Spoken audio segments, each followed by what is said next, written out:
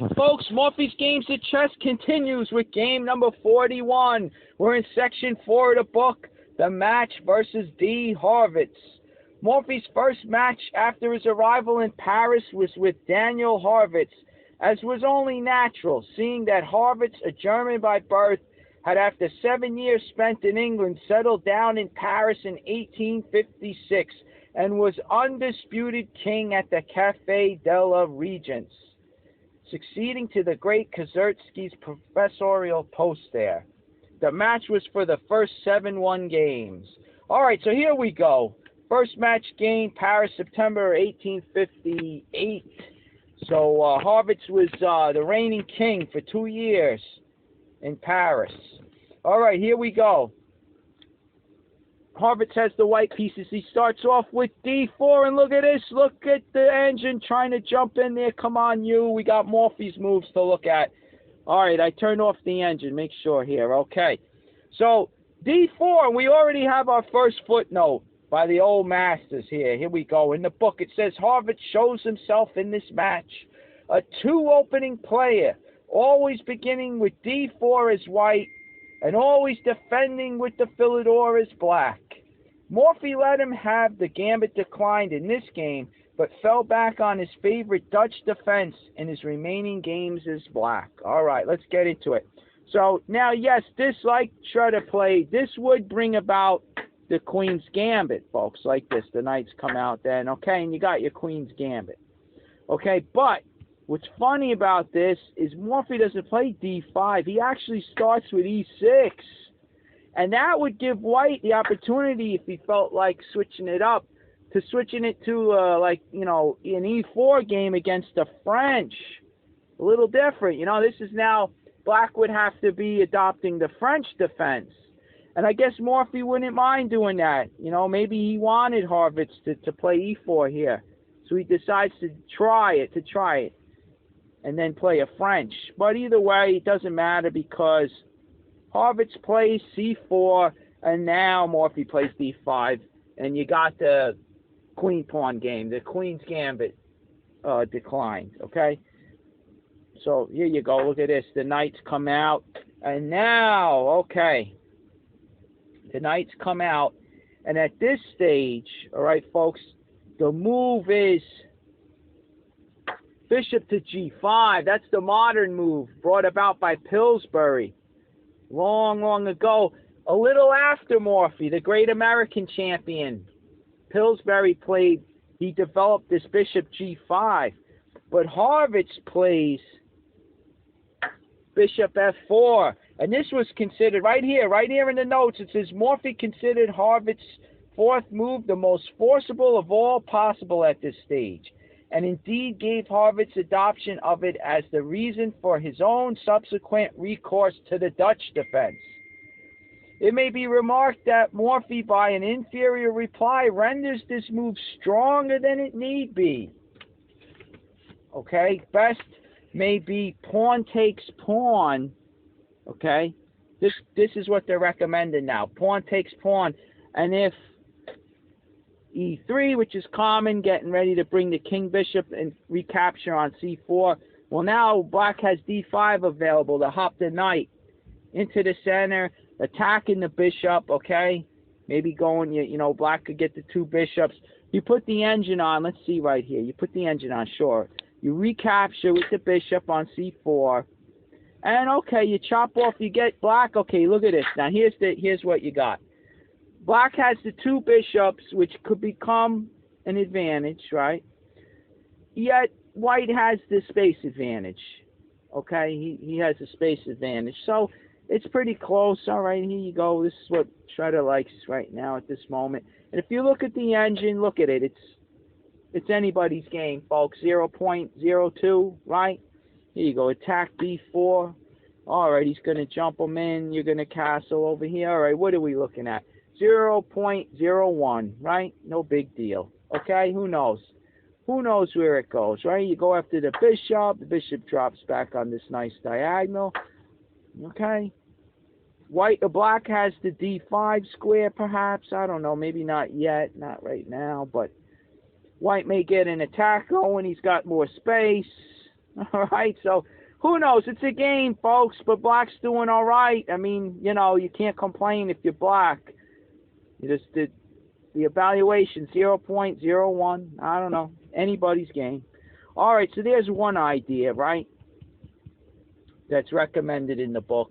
And here you got another one after bishop f4. It's what we're talking about here in the notes. The old masters also give. Lasker used to prefer bishop to e7, soon followed, let's say you just give a move for white, soon followed by c5. Okay? And then the last note says just c5 right away. And there you go. You got a game. Okay? Black's okay. All right, so there you have it. There's some ideas to try that are recommended by the old masters in the book. But here we have Morphy playing.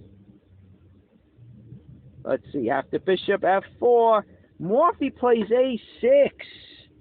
All right? He plays a6. All right, we'll take it from there.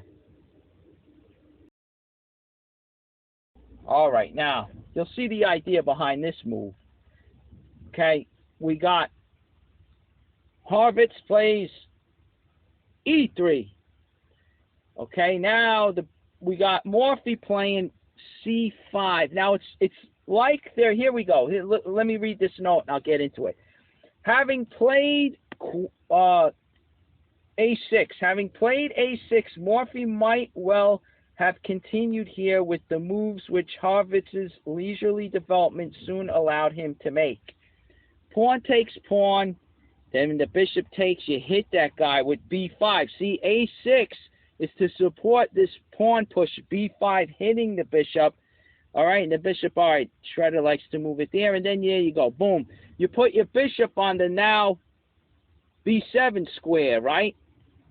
So check that out again. This is in the Queen's Gambit declined. You take the pawn.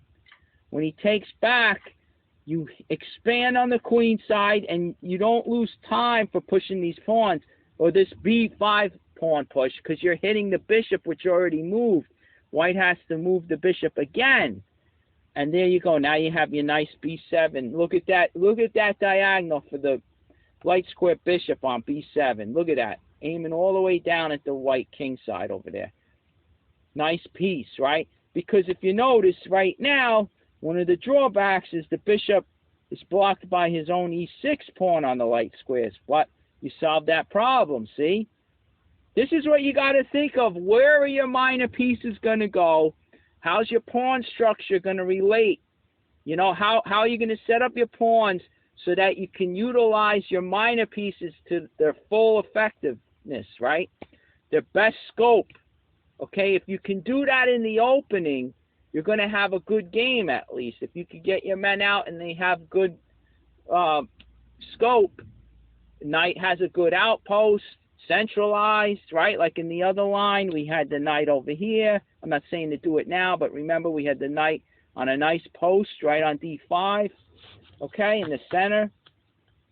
Then the rook, then you castle, you get your king to safety, and then you get the rooks on the open files. You want the rooks on the open files, so they have more scope.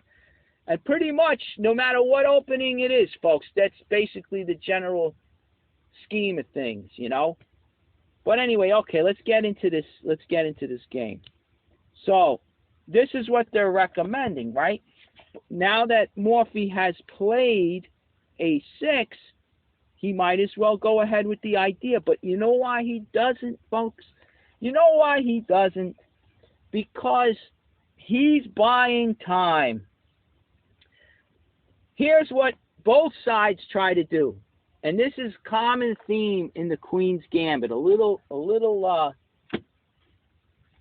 theory, a little heads up strategy, okay? In opening practice. Here you go. Look.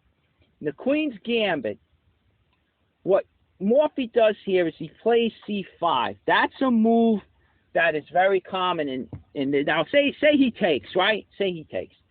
Big deal. Of course, you're going to recapture with the bishop, and you didn't move that bishop yet. Black hasn't moved this bishop yet, so he can take it in one go, as they say, right?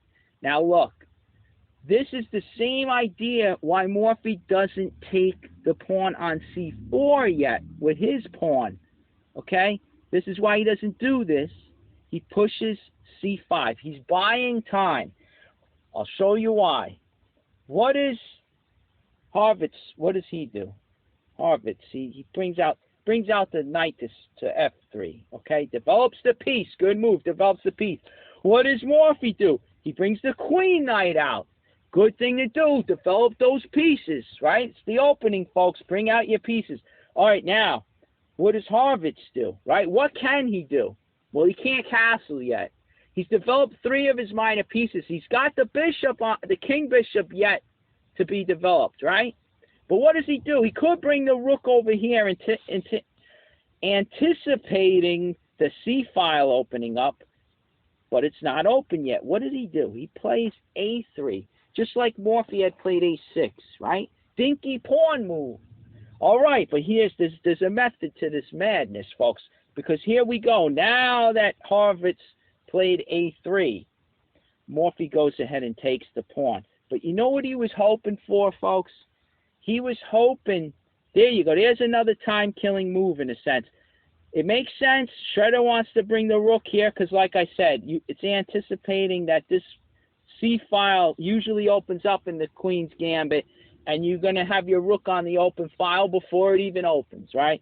So that's a good move, not a waste of time in developing your piece. But the mistake would be to develop your king bishop. Why? Because whether he develops to e2 or d3, once this guy moves, boom, then you take the pawn. You take the pawn because he's going to capture it with the bishop, but you see what happens? He loses a tempo. He moved the bishop twice. Look, he goes here, you take, okay? And he's got to take again to get that guy. Folks, look, if he saves that bishop move and instead does like I said, bring the rook into play on the c-file, and now you take, he gets to just take it in one turn. And look, it's the same exact position. But on move 7, White was able to utilize developing the rook. So it's like he gained an extra move compared to what we're looking at. Look, if he develops this guy, you just wasted a tempo because now you got to take him again. The plan is to capture on c4 with the bishop. And you just moved it twice, dummy. Right? All right. So look. That's the whole scheme. When Harvitz plays this, right? Harvitz plays the 7th move. He's hoping that Morphy develops his bishop. And then he would take here, and now he'd have to take again, and it'd be like he wasted a move. Right? Okay. So this is what's going on in the Queen's Gambit. When you got your pawns, right? d5, c5, White's got d4, c4. You're trying to postpone moving your king bishop because you know your opponent's going to swipe off the c-pawn and make you have to move it again. Okay? Doesn't sound like much, but it's tempos, folks. What did I say in those other games? And you're going to see all the games we got to still yet to come, folks. All these Morphy games. He's the master of tempos. Okay, he gains a few tempos on you, you're a dead duck. Once his pieces are open and on the board, they're attacking. He's got to jump on you 2 or 3 moves. You got no hope. This is Morphy's his whole philosophy, whether he wrote it down or not, I don't think he did. But this, if you go over his games, you notice this main theme of how he destroys everybody by gaining tempos and quick development. All right, enough said. Let's just put it into practice. Let's watch what happens now. So, Harvitz moves a3. Here we go now. What does Morphy do after that? Well, he goes ahead and plays this. Okay, he plays it. And now, let's see. Wait, let me make sure. Oh, no, my fault. He plays, I'm reading the wrong line. He plays move 7, right, folks? Move 7. He takes on d4 first. Right? Because this could be coming next, and Harvitz set up a3 to hit with b4, okay? He doesn't want to burn this, right? So what he does is he takes here first, okay? So he doesn't give Harvitz the chance. Let's just make a dumb move. Let's make a real dumb move. You move here, right? All right, you burn the tempo, see? And with A3, he set it up. Now he hits him with that, right? And you got to move the bishop again, okay? So let's see. Shredder says to go there. All right, whatever, right? And you burn the tempo. Okay, so he's not going to let Harvitz do that. He plays. He takes with his own c-pawn, okay? And now, okay, Shredder's saying this. You could do that. You could take with the knight, but Harvitz ends up taking with the pawn, all right? And now, after that, now Morphy takes on c4, okay? Yes, he lets Harvitz capture in one go, see? So Harvitz doesn't lose the tempo. I don't see why. Let's see, what's the move? Shredder thinks the same thing at this point. Maybe if I let the engine go, it would come up with maybe this, you know? Maybe that, I don't know. But he ends up taking, and Harvitz gets to take in one turn. See, he didn't lose the tempo. He didn't move that bishop yet. Okay, so now after that, Morphy utilizes this idea, b5, and Harvitz brings the bishop back to d3. Shredder likes it going back to a2 at this point, but hey, look at the evaluation, 0.03. Okay, black's doing fine. Okay, here he goes. He brings it back to d3. That's Harvitz's idea. Bring it back to d3, and now Morphy utilizes this light square diagonal. This is where he decides to post his light square bishop. Nice scope. Even though the knight's on c6, that bishop can become very strong. All right, so let's see. You got castles by white. And now Morphy develops the bishop not to d3. Shredder saying d3. Let me take that off for now so no one gets confused. Bishop to e7, okay? And wait a minute. What happened here? What did my eyes, I don't have my reading glasses. Castles. Yeah, we got, let me see if I got this right. The bishop goes back to d3 on move 10. Then we got bishop e7. And let's just look at that again, just to refresh. Right? You capture, bishop captures, you hit him, queenside expansion, drops back, no loss of time, bishop to b7. Okay? Bishop to b7, and then you get castles by white. Okay?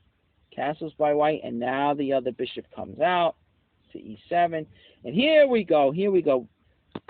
Harvitz brings the dark square bishop to e5. Okay? Now, Morphy castles. And here the queen moves to e2 with ideas of possibly coming up threatening mate, right? You come up, you're setting up bishop takes, knight on f6, which guards h7, which would be mate, right? That could be the ideas. But anyway, here we go. Morphy, right, brings the knight. Brings the knight to d5. Okay? Brings the knight to d5. Centralized knight for Morphy. Now watch this. This is interesting because there are some lines. They were interesting. Let's see if I could bring them up again. We have somewhat of a threat where, okay, let's say I'll just make a move. Let's say, you know, the rook just waste a move. We got to burn a move to show what's being threatened. Let's say he attacks here, right? He captures the knight, and let's say the queen recaptures, right? And let's put the engine on just to play against it so I don't mislead you in any way. Let's say, okay, the queen takes, right?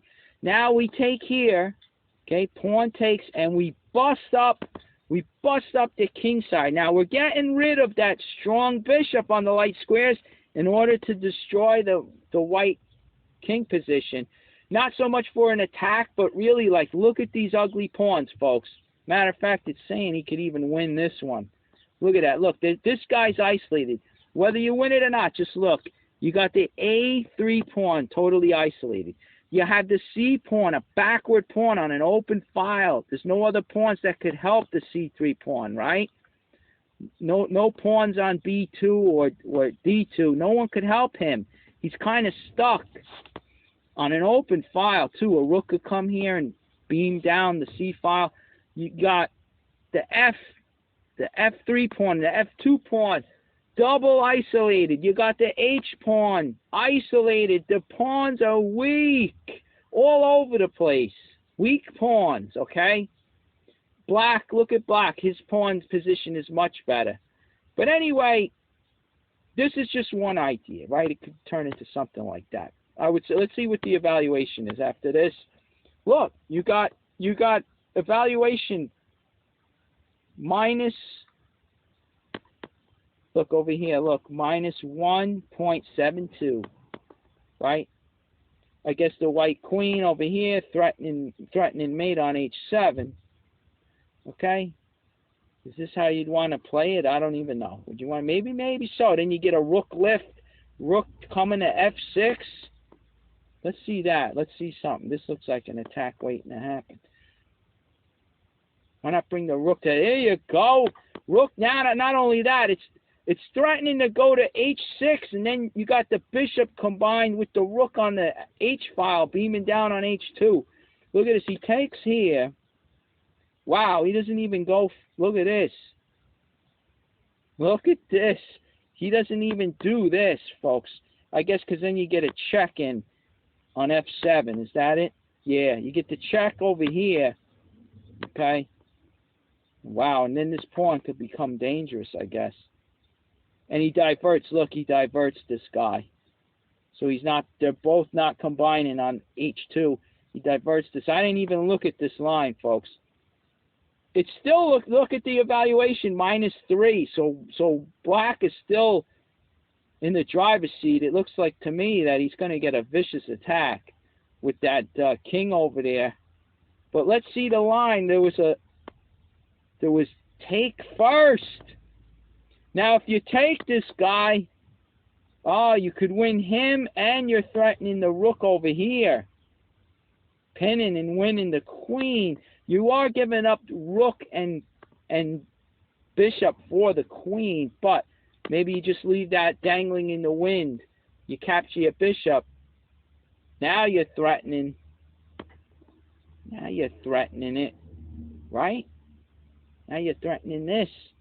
Oh, no, it's pinned, folks. It's pinned. That's what the rook came to G1. Look, folks, you can't take. You can't take. It's pinned. All right. So there's still some tactics involved. Look at this. You check.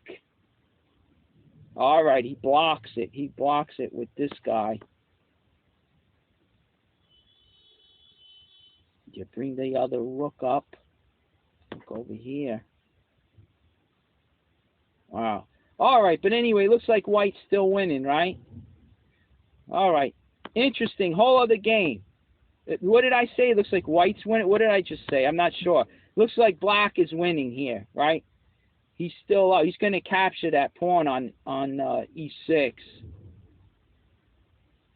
and maybe slide the rook. Look, okay, let's go a little further.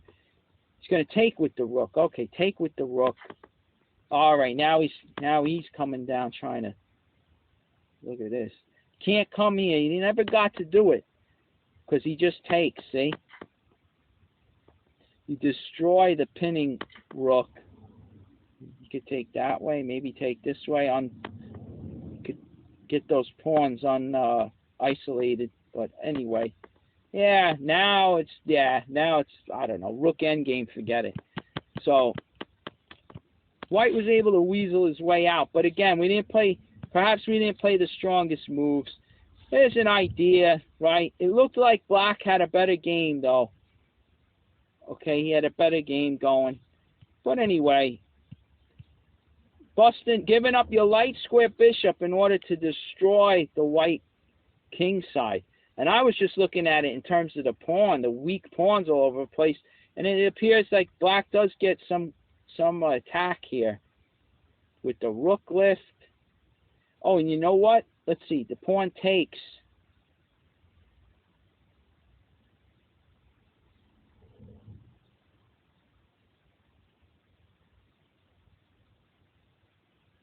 Yeah, all right. We don't need to look at this anymore. Just getting some idea. I tell you, folks, they're getting sucked right in again.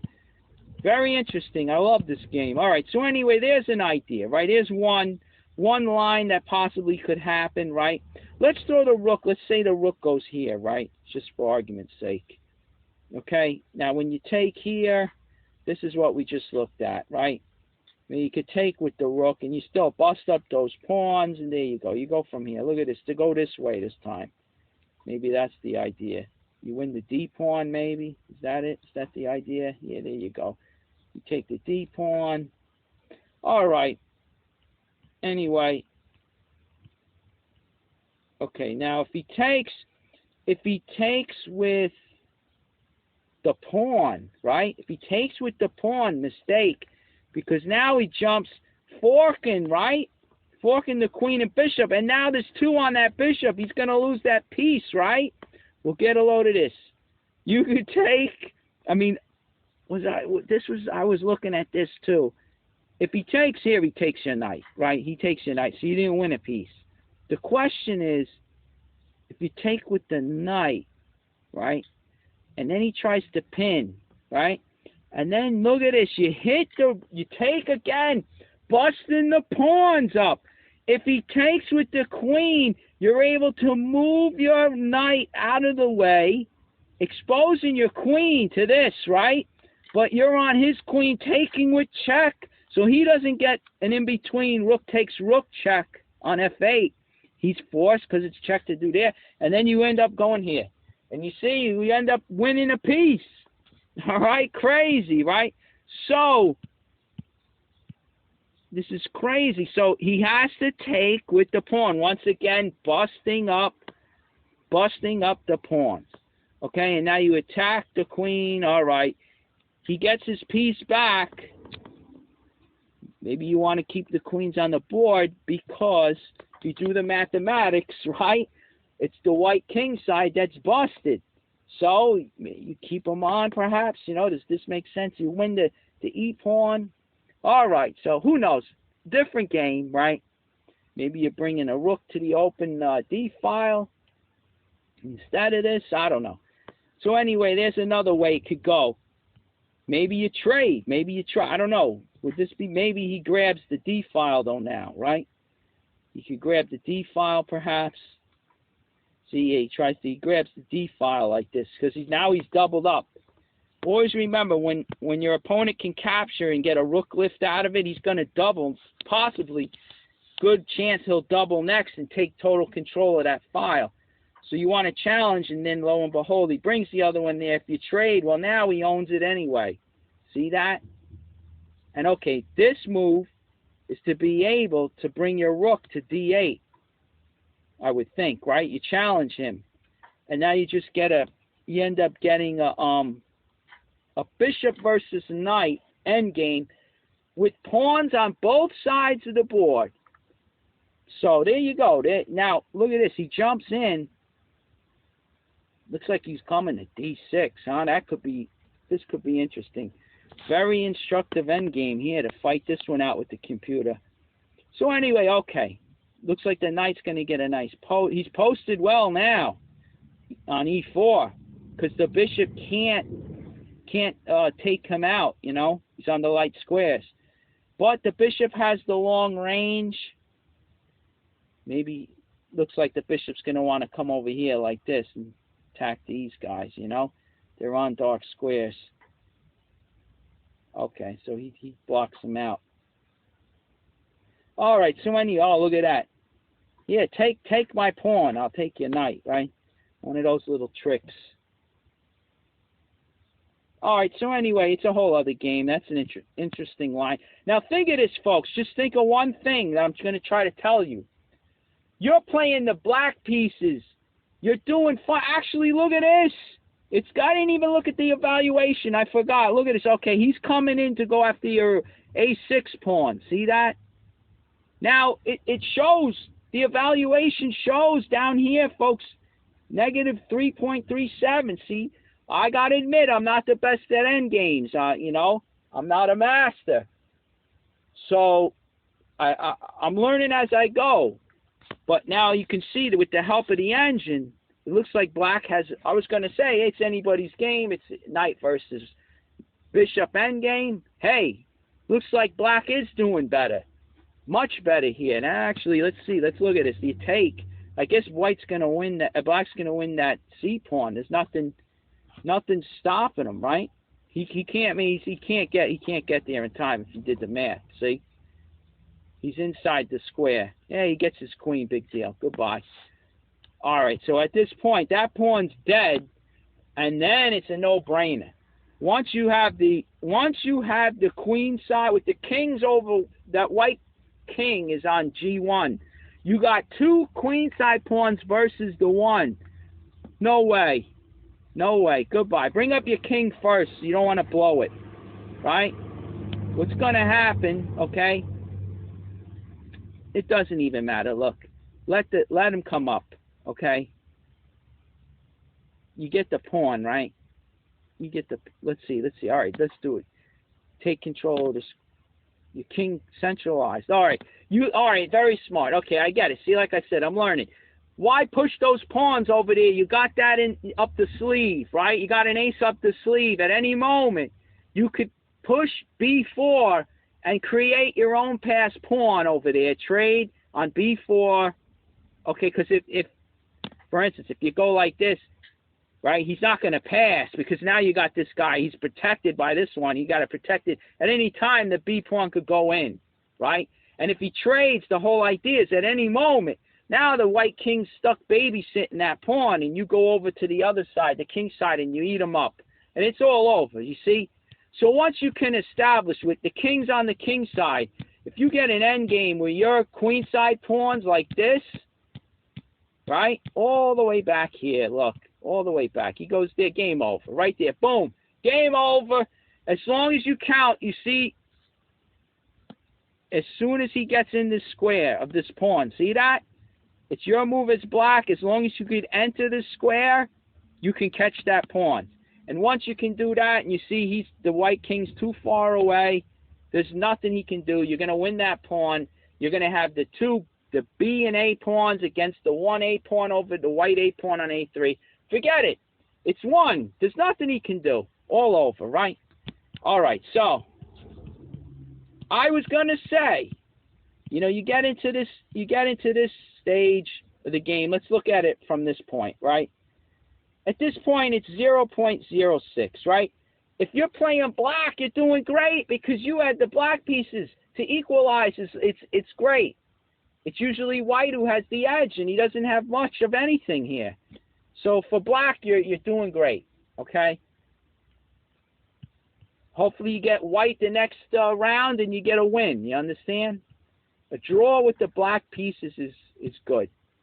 So anyway, there you go. Now, that's on this line. You take in, he pins, right? You take this guy. He has to take with the pawn. You attack the queen. He takes back. There you go. Maybe you trade him and you go into the end game. Maybe you give the check, right? You got the busted king side. Maybe you could get that attack going. Okay? So anyway, there you go. Black's doing good. Negative 1.74. Okay? If you're white, this is not what you want. Okay, so anyway, and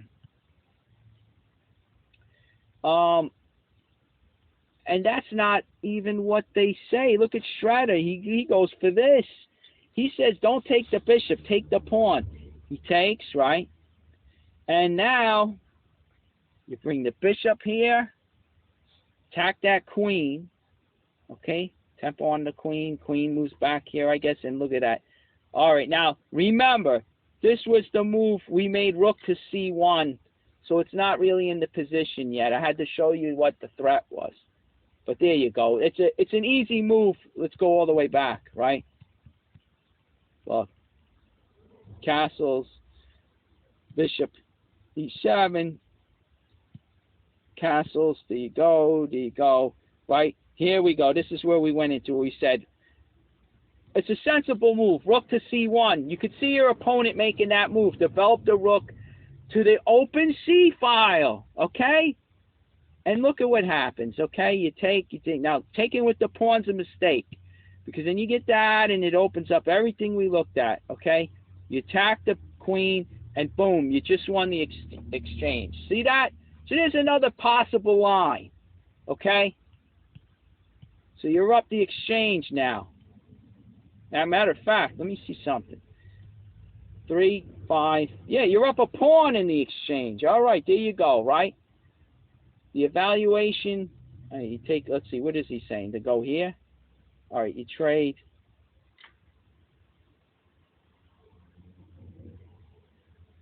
All right, you protect your bishop down there. Look at this. Yeah, that's it. Trade them off. Trade them off. When you're up the exchange, you keep trading and trade. Look at this. Undermine that knight. He's on a strong post. And there you go. This is quick. We're making the moves quick. I know, folks. There you go. Threaten the knight right there. Already takes.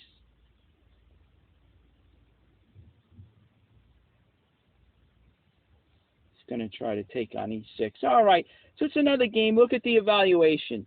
-4, almost -4.5, right? You're up the exchange, folks. Okay, so this knight looks like he's getting undermined. Let's see what happens here. You win. All right, you win the pawn over there. All right. It's good for black, right? Who out there wouldn't want to take that game as black, right? You're up 4. Okay, you're up the exchange. Okay, we go all the way back. So anyway, there goes that possibility, right? So with this knight coming, let's see. The knight comes in. He brings the rook over there, for instance. You take. Now, if he takes with the c, let's see. If he takes, we already looked at the queen. That's when you bust the pawns up, right? You bust those pawns up. All right. What if he takes with the knight? He takes over here with the knight, right? I guess they're saying to go for the bishop. He moves here. Oh, you got this coming in. That's right. Let's see. You go going after the rook. Now, I saw this trying to be cute. Look at this. You go here. Big deal. You take, folks. You take. Now, can he take your bishop over here? Can he take it? No, because when you take over here, now you're threatening mate on G2, right? You're threatening mate. For instance, if he takes here, well, you go in, right? And there it is. Okay? Oh, let's turn that down. All right. So there it is, right? Look at that beautiful mate. The knight takes away the escape square. E2. Right? So you can't do it, folks. You can't even take that. This was a cute little line that I found. So he takes now, right? All right, and then you can save your rook. He's gonna win. What's he gonna win? The pawn on H7 maybe with check. But he goes down here. All right, you come up. Wow, he sacks over here. Look at that. You see what happens? Wow, let's see. Look, you take here. He takes with check. He takes here, and he wins your rook. Because if you take back, he's going to, look at this. You're going to have to only block. And look at that. That's a good one to know, folks. Very common. You figure, oh, all right, it's going to be a knight versus bishop endgame, right? You figure he takes, king takes. But he's got this in between move. Look at this. He takes with check. Right? No matter what you do, you don't want to just move. You're going to lose the queen. Rook takes queen, so you might as well take. And then he wins this guy. Look at this. And now it's knight versus rook endgame. Oh, boy. And the B5 pawn looks like it's toast. Looks like there's nothing you can do to protect it. Look at that. It's a shame, huh? All right, so you lose that. That was a nice combination. All right, that's why we're doing this, folks. Beautiful. So at this point, don't take that guy. You got to take this one. And look at that. So I guess he gets, let's see, he takes this with check. You move. He takes your queen. You take his queen. This is really getting crazy, folks. He comes back, takes your rook. You take the knight. What's going on? I guess you're up. You're still up. You're still up. We did the moves quick. Maybe it is better, right? You can see how it can turn into a shootout. You know? So right now at this stage, yeah, black's up a rook at this moment right here. So even if he takes over here, oh, your queen's protected. You just take there, right?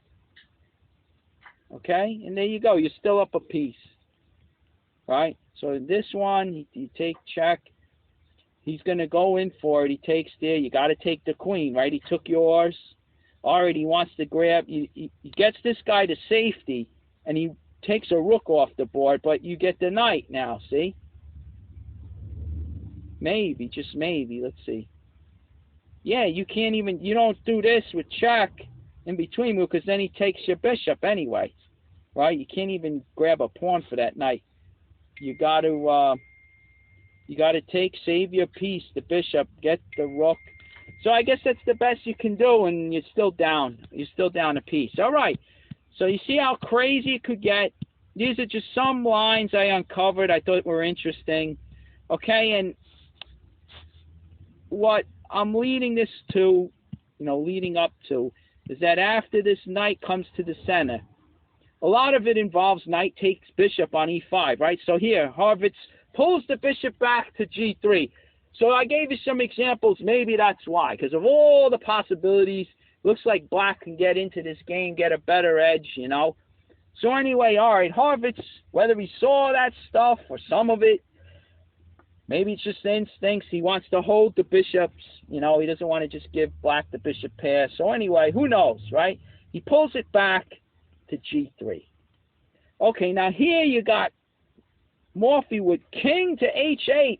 Morphy afterwards said this lost him the game, and that bishop to f6 was correct. Putting pressure on the d4 pawn, another aspect that we didn't talk about, the strategy, folks, the strategy of this game in the Queen's Gambit. What ends up happening many times is white gets an isolated d pawn. Let's just go back to it. It's very instructive to know. I won't take long, but you see what happened here.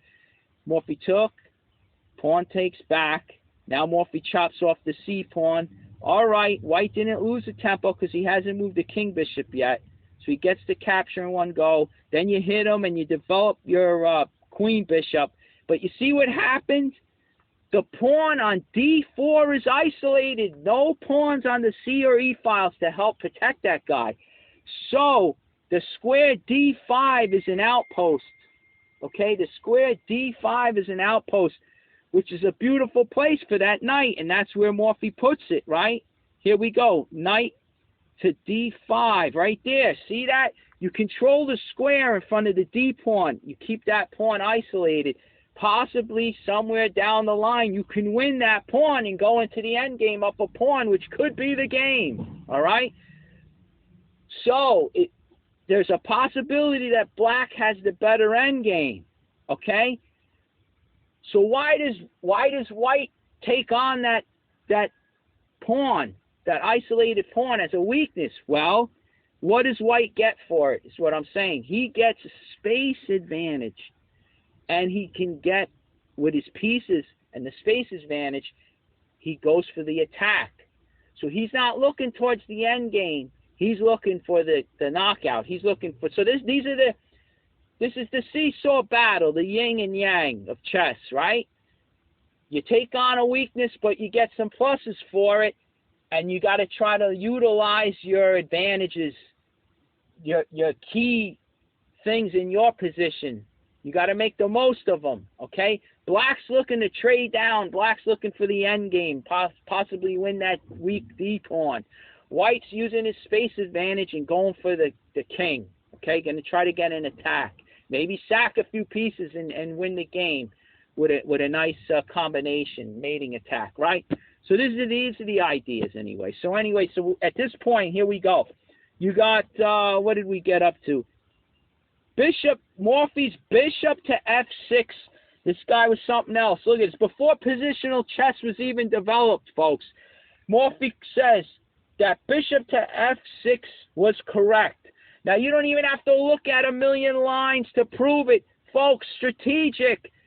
Put pressure on that pawn. It makes sense. Look at he's got the knight on d5 blocking it, right?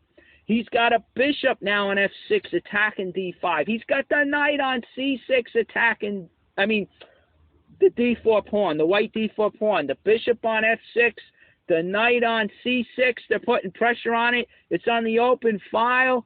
The knight on d5's keeping that d4 pawn from moving up. White would possibly maybe trade it for the e6 pawn if he could. Okay? So anyway, these are the things going on in the game. All right, and this guy's something else. He's talking positional chess before positional chess was even developed. All right, so here we go. Now, Morphy, he recommends knight takes knight, and after pawn takes, he says rook to the open c file, putting pressure on the weak backward pawn, right? Weak backward c3 pawn, but Shredder's on, okay? And he comes up, not yet. He hasn't come up with it yet, but this little move seems to throw a monkey wrench in everything. Because now if you take, okay, he takes with the rook and you're piling down on the a6 pawn. You got the bishop, queen, and rook on it already. You do something like Shredder's saying to defend it. You're just going, you're retreating, folks. You're getting cramped just to try to hang on to that guy. I don't know. It doesn't look good. And then if you don't take, if you pass, I don't know. This is like throws a whole monkey wrench into everything. White gets a lot of play also. Look, he threatens mate over here. You block the mate threat. Already takes. I don't know. It's a whole other game. Whole other game. Is it all that good? Maybe. Maybe black. Look, its evaluation is 0.04, right? So it's anybody's game. I think Morphy's move here, bishop f6 is the move. All right? You try to threaten mate on h7, big deal. All right, he takes here. All right, let's take. Okay? And whatever. You want to hang on to the queens. All right, there you go. What's going on, right? Black's doing fine, right? No white advantage as far as the engine is concerned. All right, so here we go. Where are we next? Bishop goes back. All right, what does Morphy do? Like we said, he moves the king, folks. He moves the king over. The idea was he wants to push f5, right? And it says here the intention of, okay, let's see, wait, a king, okay, Morphy, all right, Morphy says that bishop f6 was right. We went over Morphy's knight takes knight, pawn takes, rook to c8. All right, now here we go. Here we got king rook to e1. And now Morphy plays bishop to f6. And here it even says the intention of king to h8 had been to allow f5. But black discovers that he still cannot make the move. And look at the engine coming right in, taken. Now the knight on d5 is hanging. All right, so you take here. All right. What do you got? I don't know. What do you end up having here? Real quick. Could be better moves, but look. Looks like white's up, right? Almost 2 pawns. Okay, so in the evaluation, right? He's up, let's see, 6-2-5. But the evaluation is giving him a much better position. Okay, so anyway, let's go back. King over. Once the rook goes to e1, now Morphy plays this, right? But it's a move late. It's a move late. So the king to h1, king to h8 by Morphy was just a waste of a move, okay? So now his game is pretty bad. So here we go. Queen comes up threatening mate on h7. Okay, easy enough. Blocked by Morphy with g6.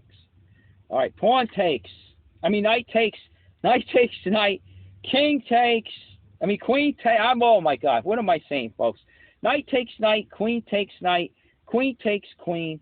Pawn takes queen. And here comes the knight to e5. What's he threatening, folks? What's he threatening?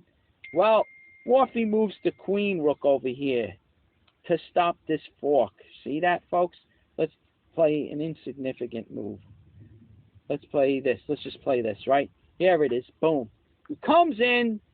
Now White's going to win the exchange, okay?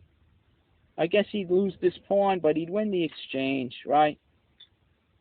Okay? If he tried to say, oh, my God, my rook, what am I going to do, right? Well, then he wins a piece outright. You don't want that to happen. Okay, so anyway, I guess the way the line would go is he'd win there, you take here. All right, so you end up, you get a pawn for it. So who knows, right? You still got the bishop, but White's got the bishops too. Oh, you lost the pawn over there. What am I saying? Look at this. He's going to double those rooks up when this guy retreats, right? Not even, whatever. He's going to attack the knight, put pressure on the knight. All right. So anyway, Black's got that d5, pawn. He's got the extra pawn, but he's down the exchange, folks. So, yeah, look at this. The evaluation, almost 2.5 for White. Okay? So, anyway, this is why Morphy doesn't play. He doesn't play this. Come on. Let's dummy up. He blocks that knight by playing the queen rook over to stop the knight d7. Okay? Well, anyway, no, he doesn't go there. Slip of the mouse here. Knight takes knight. Bishop takes. And now he brings the queen rook to c1 finally on the open file with tempo, attacking the bishop. Okay, attacking the bishop on c6. Morphy moves his rook over to protect it, just like Shredder. Horvitz brings in the bishop to d6, attacking the rook. Now, look at this, folks. Let's say, you challenge, you're not thinking straight. You challenge, well, now you just trade, and you lose this guy. See that? You remove the defender of the bishop. Because the rook has to, now if you try to take this way, well, now you forget it. Now you lose the rook, right? So, anyway. So you can't go there, right? Let's see. If he goes here attacking the bishop, well, now you fork. You fork, and you're forced to trade, which only brings the rook to the 7th, folks. What did I tell you in other games? Rooks to the 7th. They tear up the position. Look out. I mean, it looks like, White could double them up, bring the other rook over possibly. Anyway, this could be dangerous. I mean, the F, look at this. Now you got something like this.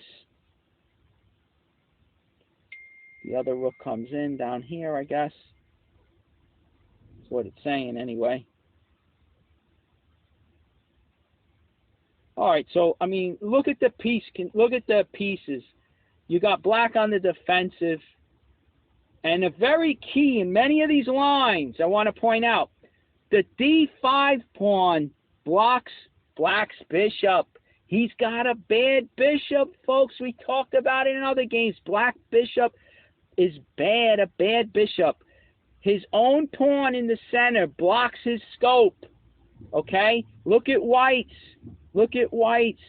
White's bishop, his pawn on d4 doesn't block. It's on a dark square, so he's got better range.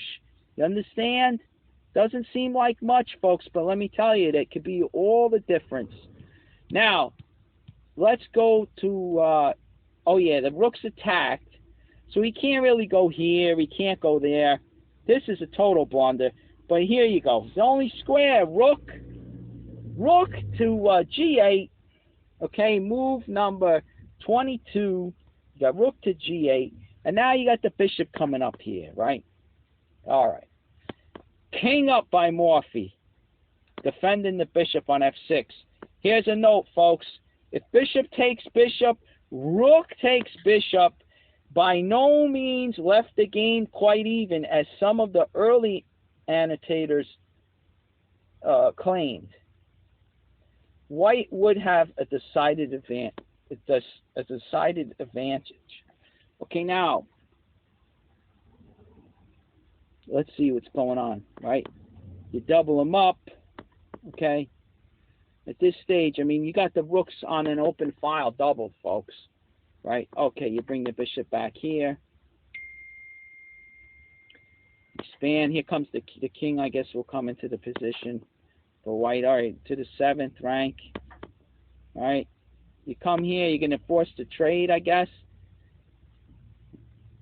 Okay. King up, like I said. King's going to come into position. It's getting near the end game, folks. The king is an attacking piece in the end game. All right? In the opening and middle game, you shelter him. He hides like a coward, right? Once you're getting close to the end game, he draws his sword and he comes out swinging. All right? So here you go. You trade now. Who's got the more aggressive rook? White, right? Who's got the better bishop? White. Okay. Anyway, he takes there. You attack. All right, just real quick. We're going through it quick. Here you go, right? Look at this. Look at this bishop. Look at how ugly, folks. He's now his scope. Look at it. So anyway, all right, we'll leave it at that. I mean, heck, bishop to f3, rook to c5, and you're gonna win that guy, I guess, right? Something like that. I don't know. What you're gonna force a trade of bishops, maybe? I don't know. Oh, look at this. Look at this. He's going for f7, not d5. He's going after f7. All right, force the trade of rooks, possibly. Oh no, okay. Go after the bishop. Look at this. He's got nowhere to run, folks. Look at this. Okay, only way to defend that bishop. Boy, this is something else. He's tying them in knots, folks. Wait.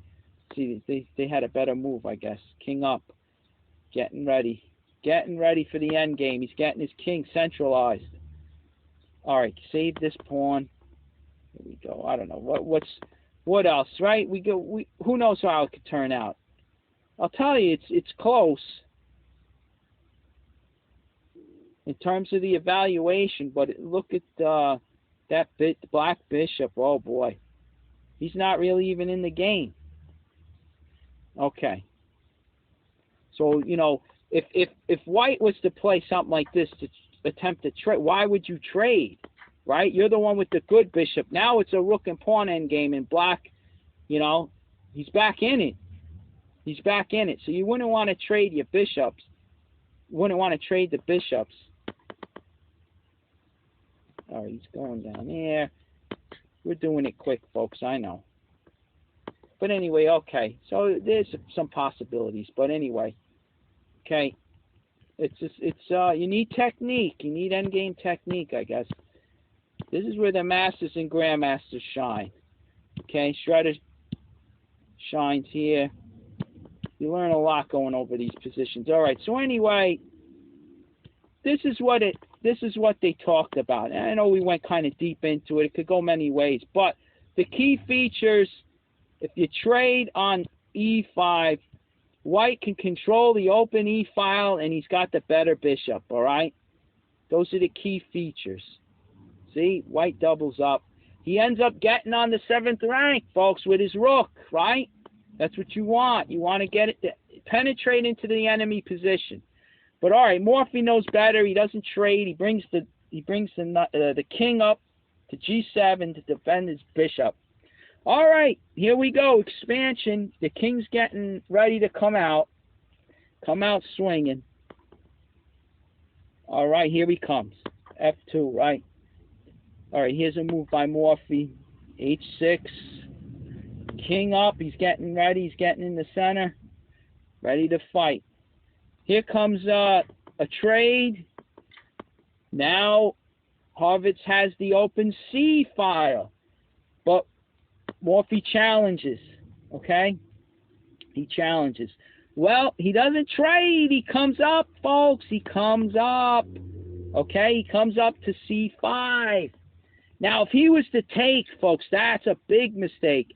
Because once he takes here, okay, let's just show an example here. Once he does something like this, all you got to do next, right? Whether the bishop comes here or here, right? King up, control it, both protecting both those pawns. Heck, you take here, right? Look. B4. Now that C5 pawn is a protected pass pawn. Forget about it. And the pawn on D5 is still blocking the black bishop. on the light squares. He can't, he's got no scope, right? Folks, this isn't bishops of opposite color. They're both on the light squares. And that pawn on d5 is the whole crux, the whole crutch, or whatever the terminology. It's really like the pain for black. His bishop has no scope. But that, you know, okay, look at what he's going to do. He's going to bring the bishop to f3 and try to win the d pawn, right? So, okay, look, buying time. Here he goes. Now the king's forced to come over and protect that guy, right? All right, you check. I guess, okay, the check. He's going to have to stay here, else the king comes up. For instance, all right, wait. If he goes back, can't the king come up now? But then if he comes up, he pushes. All right, he trades pawn for pawn. And now the bishop's free. But white still has that protected c pawn. So I don't know. I still think it's a win for white. Still think it's a win. All right, but anyway, white doesn't have to do that yet. Keep that black bishop trapped behind his pawn. They trade. He's going after the a pawn. How's he gonna solve that now, folks? Didn't even see that one. How's he gonna solve the riddle of the a pawn? He can't save it. And now look, he buys time to win the d pawn. Look at this, huh? It falls apart. The game's over. I mean, if he trades, what is black? Black, if he trades the bishops, the king comes to d5. He's going to escort his pawn in, right? What could he do? He just buys time. Look, you got the tempo even with that one. There you go, right? Heck, he doesn't even have to push. He could go gobble up the g pawn. Then he's got to pass g pawn and the protected pass c pawn. Come on. Folks, what do we mate? What's to say mate in 14, right? Come on. Come on, let's get out of here. Come on, we got to dummy up. We got to get through this game. I keep getting sucked into these beautiful end games. But here's the idea, you understand? You get that king. You know, the whole handicap for black is the bad bishop. See this? That d5 pawn blocks him. That's the difference. The scope of the pieces is, this is Morphy we're talking about. You need your pieces to be active, okay? So,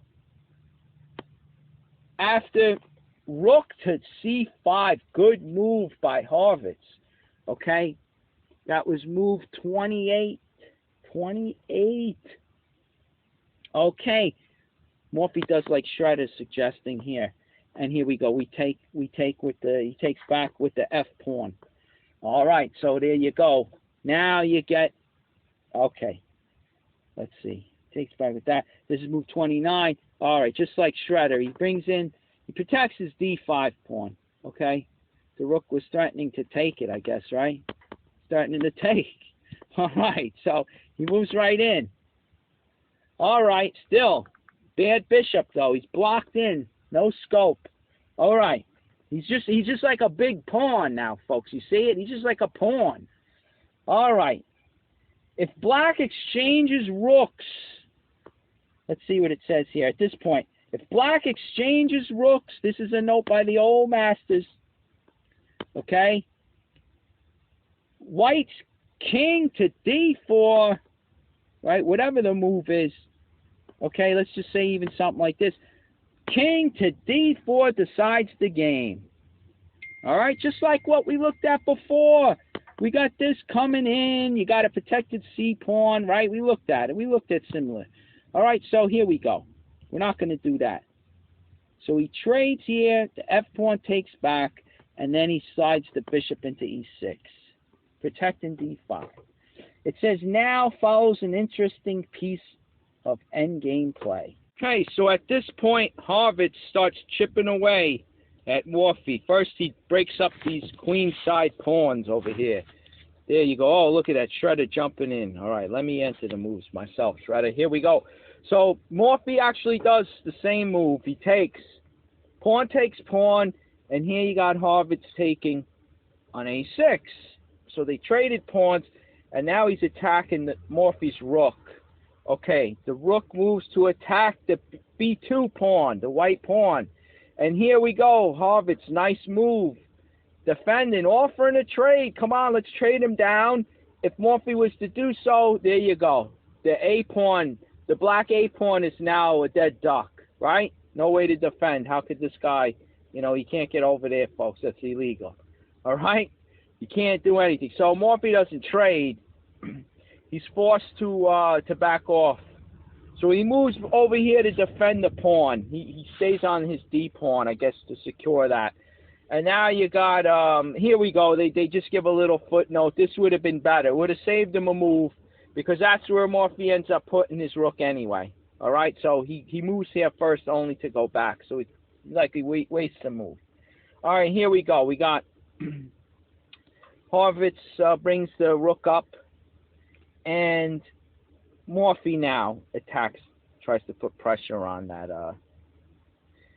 that bishop. But anyway, here comes the king. He's coming over. Bishop, here we go. Trade him down. We want to trade. And sure enough, Horvitz goes into it. So now it's a rook and pawn end game, folks. And here we got, let's see, rook to right here, attacking the D pawn. There you go. Bishops are off the board. And now he's going after that weakness, the isolated D pawn. Okay. Morphy, instead of defending, that's passive, right? If let's see, to the obvious rook to D8, the reply was king to king to C3, and the isolated A pawn must fall.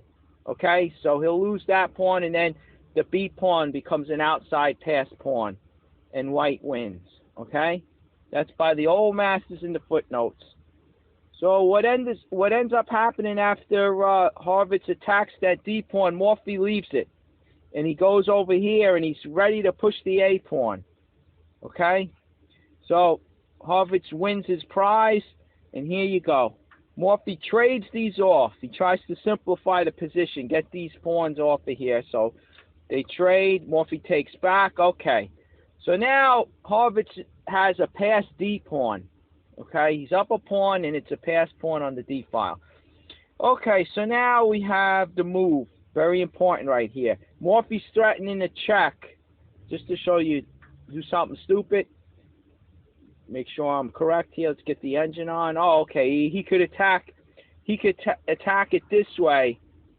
What I was thinking, see, I'm glad I put the engine on. I actually made this move. So it changes the position. I have to burn a move to show what Morphy would be threatening. And this is what it is. A check winning the G pawn. You see that? Skewering the king. The king moves. He moves here. It doesn't matter. Not close enough. And the G pawn falls. See? So there's a slight threat. Now I changed the position by having to burn the move. So I was saying, okay, the engine like this at first. Just win it this way. But all right. The check is still the move that's being threatened. So, what does Horvitz do? Of course, Shredder finds it. Look, he brings the rook here. Now, on the check, you just block. See? You block. Very good technique to realize, right? Strategy. There you go. You always, you got the king. You bring the rook back to guard the check. Trade him off. Trade him off. Who do you think's going to win this, folks? White's the one with the passed D pawn, right? Come on, we got to dummy up. All right, so Horvitz makes the defensive move, rook to c5, and able to cover that check. But Morphy doesn't go for that. He brings his king over. He's got to try to blockade this D pawn. Okay? So what ends up happening? All right. Horvitz moves his king over, so now the rook's not obligated to defend. I mean, if the check comes, well, now he can move, see, and he defends the G pawn. King's close enough. He doesn't have to rely on the rook blocking. So now Horvitz's rook is free to roam and attack, right? Go on the offense. So that's the whole idea of this move, right? King over. Now he can defend the G pawn if need be. All right, so here comes Morphy bringing his king over to try to blockade this pawn, and here it comes. Horvitz launches it down. King over. All right, now look at this subtle move. Watch these moves are nice. Here comes Harvard's rook to c6. Okay, Morphy pushes a pawn. He's just buying time, right? Look at this, rook to f6, attacking the f pawn. Okay, Morphy slides over to defend it. Here comes the pawn push, check. All right, king doesn't want to give up, you know, the defense of the f pawn, so he pulls back here. And look at this. Harvard's pushes the pawn, and they trade. He takes with check, right? The king comes up to defend now his g pawn over here. Before it was the f pawn, right? Now it's the g pawn.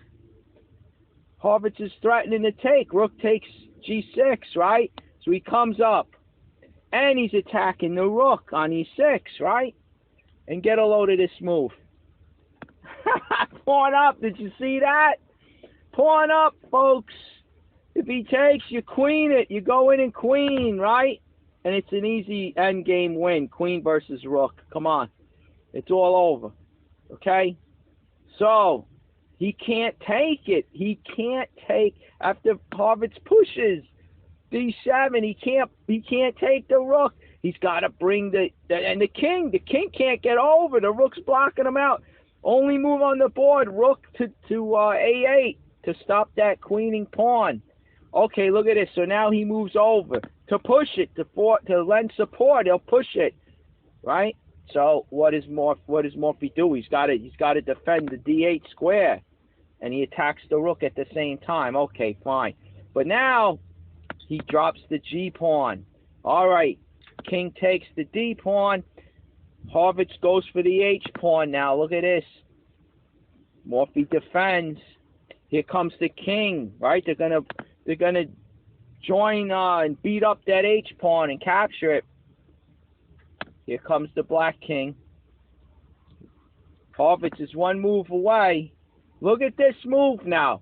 You know the white king is coming to h4 to gang up on the h pawn. And the black king can't do anything about it. So look at what Morphy does. He pushes with check. Right? King comes up, and now Morphy, good try here. He tries to even just give it up, even if he takes. You see, those are isolated h pawns. See how subtle this game is in the end game when you have the pawns on the wings, the H or the A files. Even if you got two of them, if these rooks get traded now, it's a draw. If the black king could get to the corner. Okay, for instance, let's see something here. How could we do it? I don't know. Let's just say.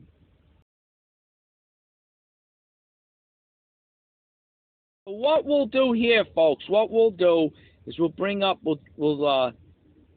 create the position, right? Just to show you as an example. We'll take the rooks out. Let's say they got traded, right? I'm sure it's easier said than done, but anyway, let's take them off. Let's just take them out, and it's black's move, okay? Now, he's going to be able to get into the corner, right? Now, watch. I'll show the engine here. We'll put it on. All right, I block out the white. You want to take the opposition. Keep that king from coming up. But it's not going to even matter, folks. Look. Okay, you can't go there because of the pawn. All right, so you go back, right? He takes the opposition. Doesn't even matter in this case. Because there's no way that white can force the black king out of this corner. No way. Let's say you go there. He goes there. You take the opposition, right?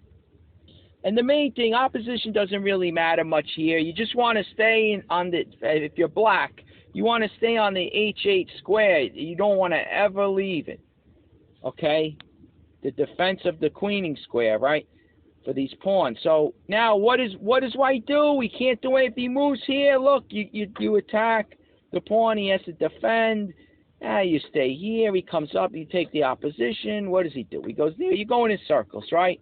There's nothing. You go, oh, look, threefold repetition. All right, anyway. You go there, right? He comes. You go over. Let's say he checks you, right? Well, now you go again. You don't go this way at any queens. Come on. Dummy up. All right, there you go. What's he to do, folks? What's he going to do? Whether he has one or two or three, like if they're all H pawns or they're all A pawns, It does not matter. He cannot get your king out of the corner. Okay? All he could do here is make another move, advance. That's it. Stalemate. You can't move, right? But you're not in check. Draw. Okay? You go there. If he checks you and he I don't know, Shredder wants to go there. Big deal. Now you drop the pawns, right? It's gonna mean no difference whether it's 1 or 2. Look. Makes no difference. Gives the check. You're over. What's he going to do? He doesn't want to drop the pawn, so he has to go here. And there you go. Stalemate. All right? So that's something to know in endgames. Very, very crucial. That's one of the first ones you learn, folks. First ones you learn. The rook pawns, pawns on the H and A files, all right? You can't queen them, whether you have 1, 2, 3. If the enemy king gets in the corner, you can't smoke them out. All right. So anyway, let's go back to our position. All right. So now we have to, I guess, recreate it. So let's see. We clear the board, right? Clear these kings out of here. We had the 2 pawns after taking, right? We had the let's see, 1 pawn. All right. You traded the pawn off. You guys there, and this guy's here, and this guy is here, and the rook is over there now. All right. So that's how it was. But we got to take back the move, right? So we got to take back. Oh, wait, he doesn't have 2 rooks. His pawn is here. Morphy tries it, right? We'll go back to that move. Let's see. It's going to be black to move, right? Black to move. Okay, there you go, right? So he tries. There you go. Shredder sees it too. Let me take that engine off for now. He tries. If he goes here, that's a blunder. But here we go. He knew the right thing to do. Harvitz is no dope, okay? Again, he's the reigning champ. Oh, what was the name of this place? The Cafe del Egregious, all right? However you say it. 2 years, the reigning champ, all right? He's not going to take that pawn on H3. All right, so here we go. He knows what to do. He advances. Okay. So at this point, Morphy moves the king over, all right? Nothing he can really do. And here goes the death blow right there. Okay? The rook and the king pile up on that pawn. And it's a dead duck. Which will leave Harvitz with 2 connected pass pawns. And there's really nothing Morphy can do to fight against that. So what I'll do is I'll take the white side. And I'll play against the engine. And I'm no endgame expert. But I think once I capture this pawn and I have the connected pass pawns in a rook endgame should be enough. Okay, so he pins my G pawn. He's pinning it, right? So I can't advance. The whole idea, every move black makes, he's going to try to prevent these pawns from coming up. But I think it's an impossible task. All right, I come up here, he checks, right? I could go to H5. My rook stops him from checking me anymore, harassing my king. If he goes after this pawn, I can just move it, right? If he goes after him, I advance that guy. All right, so he stays on the G pawn. And now I see if I advance this guy, if I advance him, right, this guy falls. If I advance this guy, he gets the check. And it's checkmate. Jeez. Terrible things that could happen, right? All right, so we got to watch for these pitfalls, right? There's always, I'll tell you, rook and pawn endgames, but still, this should be easy enough, right? Let's see. He attacks my, what did he play before? He just bought time. Okay, so instead of going here, we go here, look. So now if he checks, we can block with the G pawn, right? So I think that might be better. Let's try that out. So, okay, he wants to go here. If he plays this, we just advance our pawn, right? No big deal.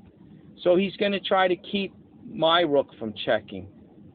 Right, where is he? He wants to attack that anyway, huh? All right, he attacks that. Let's do it. Let's do this anyway. Look, if he goes to check me, I advance the G pawn again. Okay, that's to stop me from harassing his king. Okay, pawns coming up. The pawns are rolling, folks. They're rolling up the board. And he knows it. Here he goes. He's getting his king in the corner. All right. Now, my rook protects the this rank here, so he can't check my king. Or he could check this way, but that's, let's see. All right, he could harass me. Could harass me. I go here. Now if he tries, I can just block. Right? If he takes it, folks, black cannot trade rooks. It's all over. I got two of them now. He can't stop me. All right. Look, I'll just again, maybe I should try to prove it or what. Look at the evaluation. Plus 26. Come on. Come on. What are we talking about? So where does he go? He doesn't check me again. He checks me once, right? He goes here. I go out. All right. He comes over here to harass me, I guess, from C4. Right. I go there. What's he gonna do? There he goes. He harasses me this way.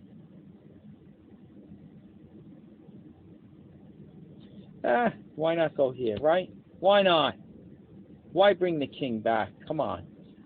If he wants to check me on A4, I'll slip right into G5. Right? Here we go.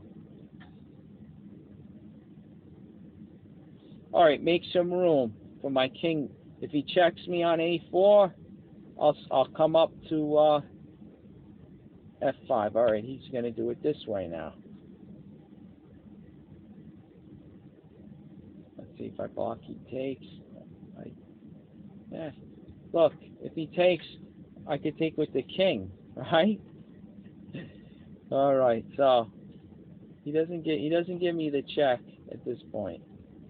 He's going to maybe harass me from the back, right? Oh, he does give the check. All right. What do I do then? All right, I have to retreat. I have to go back. All right, let's go back. Now I'm threatening a pawn fork, G5. All right, he's gonna harass me from the side again. You always got to ask, how's that rook gonna harass me? And you try to protect yourself, because that's all he can really do.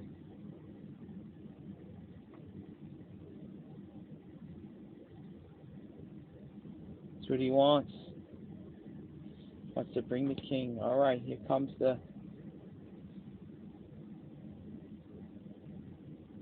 Now once this pawn comes up, all right, no big deal. If he starts checking me like this, I come up, and if he checks again, I come up, or I could go here, and then if he tries to check me again, I would block, right? So anyway, those two pawns side by side, like this, they keep the black king back now, see? So, all right, he wants to check me. All right, so like I said, I come up. Where's he want to go? Why would the king want to go down? All right, here we go. He makes sense. Keeps the king from coming up. All right, force the black king to the back rank. Right? All right, fine. We'll move over here. We're going to advance those pawns. Right? We're going to advance those pawns. He's going to go after them. Can't move one without losing the other, so king's got to come up. Now with the black king on the back rank, the rook could start checking me. Okay, he checks, but now I'm able to come up. See? I'm able to come up. Checks me again, right? Okay, I could come up. I could come up here and then block with my rook on D6, right? He checks me again. All right, we'll do that, right? Let's see what he does. The rook going back made sense. He tried to harass me from the back, but then I slip to G6 and hide behind my pawns, right? All right, so what's he do? He goes here, right?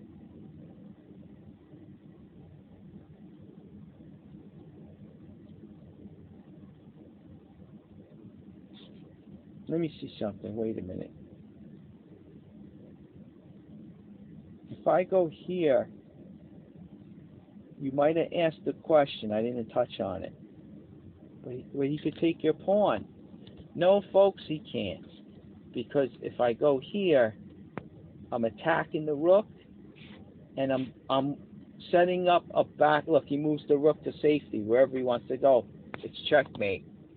See, I set up 2 threats: attack the rook and threaten mate on the back rank here. If he goes after my guy, well, that's fine. I take his, he takes mine, and he can't stop my pawn. In this case, it's an H pawn, but he can't get to H8 in time. You see? And the pawn queens, and I win. Okay, so if you were wondering why you can leave that G pawn undefended, these are those endgame traps, folks. I'm glad I'm going over this because I'm brushing up, and I'm sharing with you. All right, here we go. Black can't trade. We control that rank now. He comes back, going to try to harass me from the side. Set up a back rank mate, right? Rook to D8 would be mate. Okay, he gives the check. That's all he could do. Now I'm hiding behind the pawns, right? Where's he going to go now? H pawn's coming down. What's he going to do? Right here? H pawn. Here we go. He gets, let's see, gets on the H pawn. He attacks my rook. You want to attack my rook? Alright, I go there. Oh, now only the rook could stop the H pawn, right? So I could basically trade it. He wants to go after my G pawn. Big deal. Now I can't advance yet with it. Let's see. Or can I? Let's see. Could. Big deal, right? Look at this. If I go here, I get my queen. He takes. If I take, he takes my rook. You get those in-between moves, see? Even if he does, right? Even if he does, big deal, look. You get your guy anyway. But if there's ever a scenario where, you know, you don't want to lose your rook, you get the in-between check, he moves, now you take. See, and you keep your rook on the board, whatever, right? But hey, look, this is, alright, so he's busted at this point. He's busted now. Simple plan, right? Let's see, once this guy advances,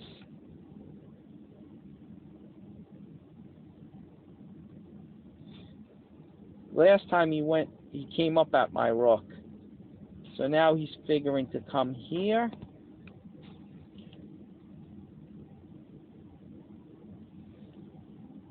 Let's see, wait a minute.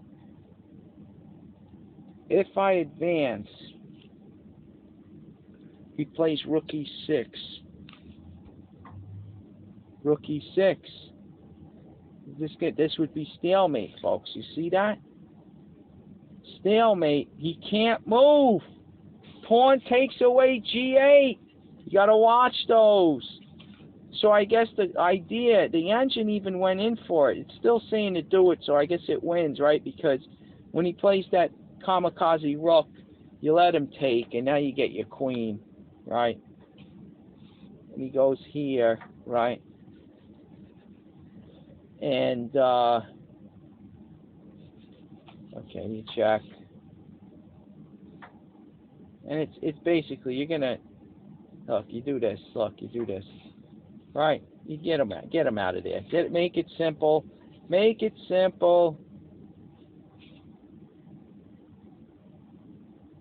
Okay, better move. The right move is to bring the king up. Make it easy, right? Takes king up. Take the opposition. He can't come in. All right. Does this win too anyway? If he comes here, he tries to stop your pawn. Yeah, he'll stop it.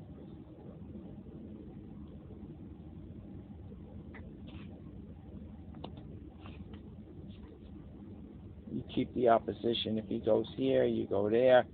And the rule is, if you could advance to the 7th without check, while the king is blockading. If you could advance your pawn without check, that's good, because he's forced to come out, and there you go. You got him, right? You're picking him up, folks. I hope you're absorbing this, right? All right, let's go back. Let's go back. Look. So you advance. He brings the rook back. You advance the pawn. Okay. We just looked at the kamikaze rook idea. Is that the best he could do? All right. So we went over it, right? He gets you. And you get the queen. He comes up. You check again. He goes here. And look, do it the easy way, right? Do it the easy way. Come on. We just bring it on in, right? Bring it on home. There you go. You're going in, right? Touchdown. And there you go. I'll finish it off. Look at this. Watch this. Let's see how you use the queen now. Let's do this. Let's go. Go ahead. We'll cut the board off. Watch this. This is how you use the queen, kids. Watch this. You cut the board off. Right, here we go. Where's he going? There? Okay, cut the board off. He goes there, you cut the board off. Right? Cut it up. Look at this, he's got two, right? When he's got two left, now he's got two, folks. We don't have to go crazy, right? Let him stay in that little cage, the A1, B1 squares, right? Here we go. Back and forth you go, you. You're in the cage, right? Now you bring your king up. Always make sure there's no stalemate. All right, there you go. Goodbye. Right? Beautiful stuff. Here we go. Instant replay to show the kiddos out there. I tell you, some kids, they get mixed up. It's easy, but, you know, just remember, with the queen, just drive that king into the corner. See how you cut the board? Look, cut it up. The box grows smaller, right? He wants to go there this time. We'll show you how you do it that way. Look, cut it up smaller. Now he's only got here, right? Big deal. All right, cut it up. There you go. It's shrinking, folks.